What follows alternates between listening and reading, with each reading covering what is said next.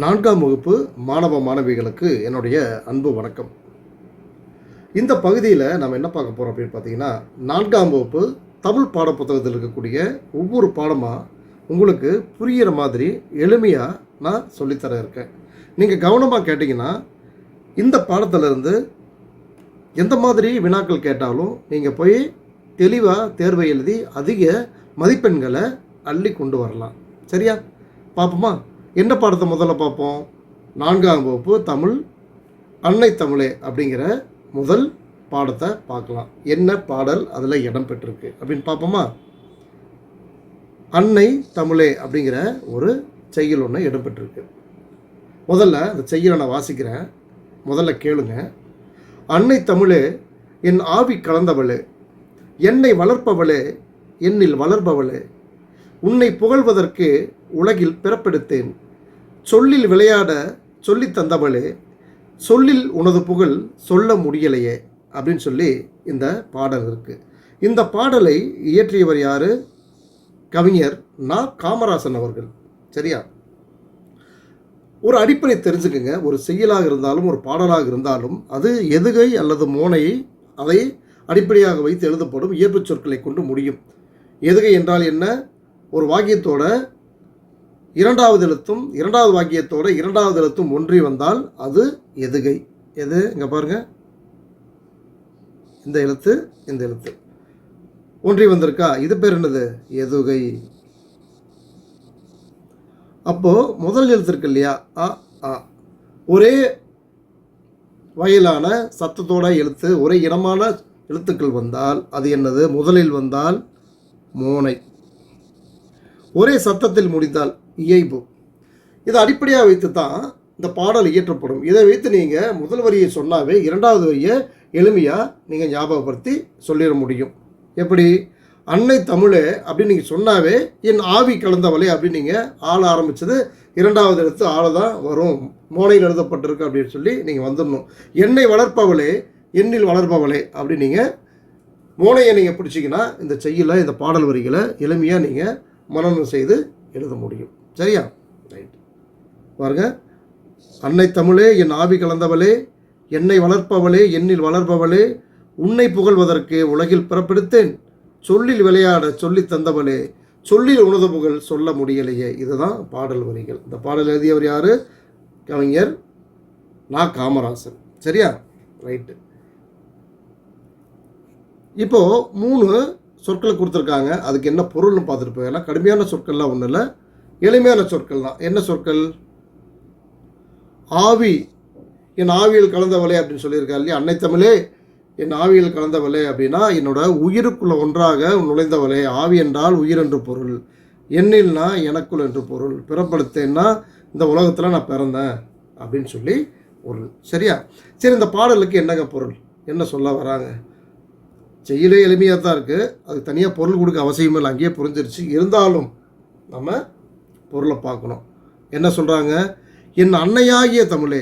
தமிழை கவிஞர் நா. காமராசன் யாரோட ஒப்பிடுறாரு? என் அன்னை போன்றவளே, என்னை ஈன்ற அன்னை போன்றவளே என் தமிழே அப்படின்னு சொல்கிறாரு.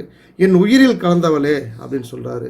என்னை வளர்ப்பதோடு மட்டுமல்லாமல் நீ தான் என்னை வளர்த்துற, நீ ஒரு அன்னை மாதிரி என்ன நீ வளர்த்திட்டு இருக்க, அது மட்டும் இல்லை என்னோட சேர்ந்து நீயும் வளர்ந்துட்டுருக்க அப்படிங்கிறாரு. எப்படி? என்னை வளர்ப்பதோடு மட்டுமல்லாமல் என் உடன் சேர்ந்து வளர்பவளே, உன்னை புகழ்வதற்காகவே இந்த உலகில் நான் பிறந்திருக்கேன். சொல்லை கொண்டு விளையாடுவதற்கு சொல்லி கொடுத்தவளே, அதே சொல்லினால் உனது புகழை என்னால் கூற முடியலையே அப்படின்னு சொல்லி சொல்லுவதாக இந்த பாடலோட விளக்கம் இருக்குது. சரியா? ரொம்ப எளிமையான பாடல். ஒரு முறைக்கு 2 முறை இந்த அன்னை தமிழுங்கிற பாடலை நீங்கள் நான் எப்படி சொல்லி கொடுத்தோன்னே அதே மாதிரி சொல்லி பாருங்கள், உங்கள் மனதில் அழியாமல் பதிஞ்சிடும். சரியா? ரைட். இங்கே ஒரு முக்கியமான குறிப்பு கொடுத்துருக்காங்க, என்னென்னு பார்க்கலாமா? அறிந்து கொள்வோன்னு சொல்லி உங்களுக்கு தெரியணுங்கிறதுக்காக. மொழியின் பெயரையே நமது பெயராகவும் பயன்படுத்த முடியும் என்ற சிறப்பு தமிழ் மொழிக்கு மட்டும்தான் உண்டு. உலகத்தில் எந்த மொழிக்கும் இல்லாத ஒரு சிறப்பு. இப்போது இங்கிலீஷ் மொழி பேசுகிறவங்களுக்கு யாரும் இங்கிலீஷில் பேர் வச்சது கிடையாது இல்லையா? இல்லை நம்மளோட இந்திய மொழிகளில் இருக்கிற குஜராத்தி, மராட்டி, ஒடிசி இதெல்லாம் இருக்குது இல்லையா? ஒடிசின்னு பேர் வச்சுருக்காங்களா? இல்லை. குஜராத்தின் பேர் வச்சுருக்காங்களா? இல்லை. பெயரை தன் மொழியை வைத்து பெயரை சூட்டுவது தமிழ் மொழிக்கு மட்டும்தான் உண்டு. தமிழ்னே ஒரு பேர் இருக்கும். அதில் தமிழ்ச்செல்வி, தமிழினி, தமிழரசன், தமிழன்பன் இல்லையா? இந்த மாதிரியான தனிச்சிறப்பு வாய்ந்த மொழி தான் நம்மளுடைய தமிழ் மொழி. சரியா? இது ஒரு கூடுதல் தகவல். இதை 4 பேருக்கு நீங்கள் தெரிவிங்க. சரியா? அப்படியே அந்த பாடத்தில் இருக்கிற கேள்வி பதிலெலாம் நம்ம பார்த்துட்டு போயிடலாம். முதல்ல சரியான விடையை தெரிவு செய்து எழுதுவோமா? சரி வாங்க. என்ன கொடுத்துருக்காங்க? சேர்த்து எழுதுக முதல்ல கொடுத்துருக்காங்க. என்னன்னு? அன்னை கூட்டல் தமிழே என்பதை சேர்த்து எழுத கிடைக்கும் சொல் என்னது? அண்ணன் தமிழே. தவறு. இது தவறு. இது தவறு. சரியான விடை ஆ அன்னை தமிழே அப்படிங்கிறது தான் சரியான விடை. 2வது, பிறப்படுத்தனி சொல்லை பிரித்து எழுத கிடைப்பது எது? இது பிறப்படுத்தன் தவறு. பிறப்படுத்தன் தவறு. தவறு. சரியான விடை ஆ பிறப்பு கூட்டல் எடுத்தேன். சரியா? அடுத்தது, உனது புகழ் அப்படின்னு சொல்லி ஒரு வார்த்தை. சொல்லை பிரித்து எழுத கிடப்பது எது? இது உன் புகழ். இது உனக்கு புகழ். இது தவறு. சந்தி வரக்கூடாது. உனது கூட்டல் புகழ். உனது புகழ். இதுதான் சரியான விடை. சரியா? அடுத்தது பாருங்க. சொல்லி தந்தவளே. இச்சொல்லை பிரித்து எழுத கிடைப்பது எது? இது சொல் தந்தவளே. தவறு. சொல்லை தந்தவளே. சொல்லி தந்தவளை அப்படியே பிரித்து போட்டிருக்காங்க. அப்போ இங்கே என்னது? சொல்லி கூட்டல் தந்தவளே. சந்தி மிகுந்தால் சொல்லி தந்தவளே. சரியா? சரியான விடை எது? இ சொல்லி தந்தவளே.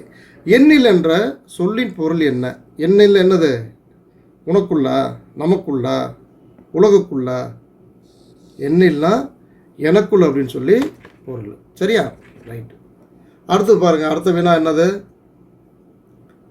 வினாக்களுக்கு விடையளிக்க என்ன கேட்குறாங்க? இப்பாடல் சொல்லில் விளையாட சொல்லி தந்தவராக கூறப்படுபவர் யார்? யார்?